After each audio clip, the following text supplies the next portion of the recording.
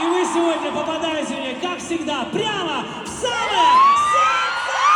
Самое сердце на поражение.